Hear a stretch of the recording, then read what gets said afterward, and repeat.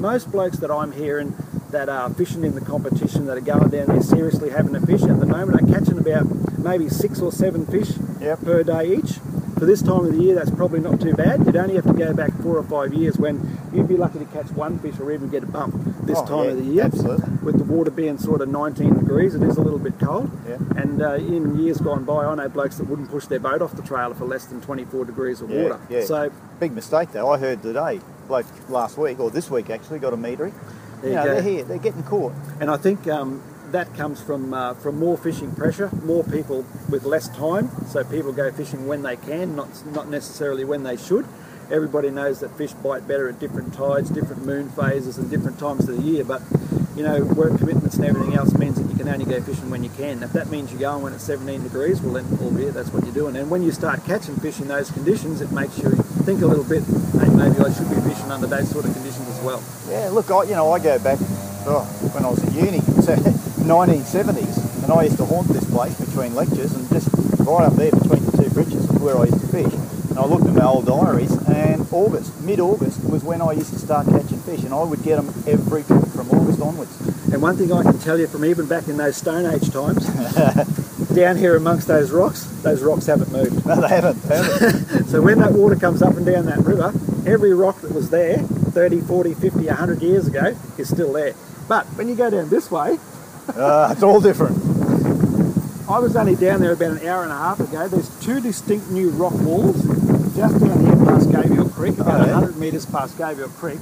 There'll be 20 metres of bank on the inside completely washed out, and now there's 2 rock walls. We had some really low tides, about 0.2, a couple of days ago, and we went down here, and there's things sticking out of the water down there that I've never seen. So you reckon this year the guys with the flash sounders are going to find structure and stuff that they didn't know was there? I think the prop in the Rock Award is a definite chance of going off this year.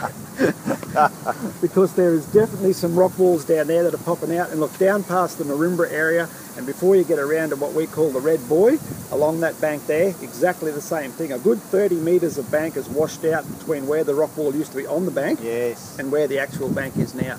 So a lot of that sediment's been deposited down the front of the river, sort of from Pirate Point or cut through down if you like. There's massive great big sandbars down there now, but a lot more rocks being exposed.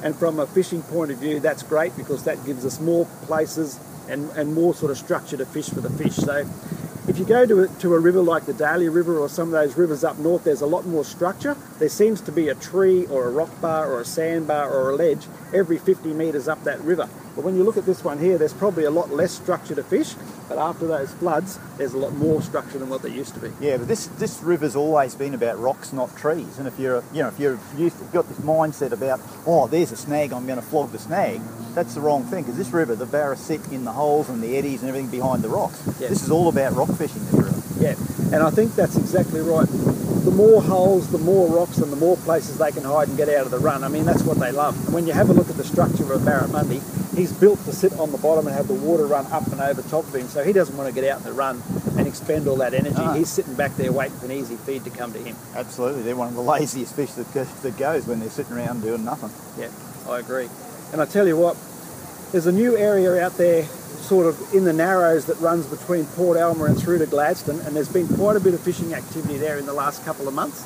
They've been catching some good finger mark, a lot of threadfin salmon this year, and also quite a few barra. So where over years gone by we would have seen 40 or 50 boats sometimes, all in this sort of area of the river, I think the competitors might be a bit more spread out this year. I think this year the fish are going to be right throughout the whole system, and you're going to get just as many fish downstream as upstream for sure.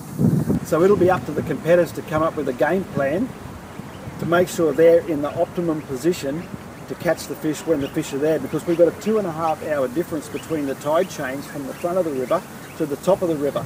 So effectively you could be 50 kilometres down the river and within 2.5 hours fish your way all the way up to the top here and still have the same time of the tide when you get here. That's going to be very important. So is that going to be you in that rocket ship that goes past at 120 kilometres an hour coming back upstream? Mate, look, when I'm in the boat with Crag, the only thing I'm concentrating on is hanging on and not falling out.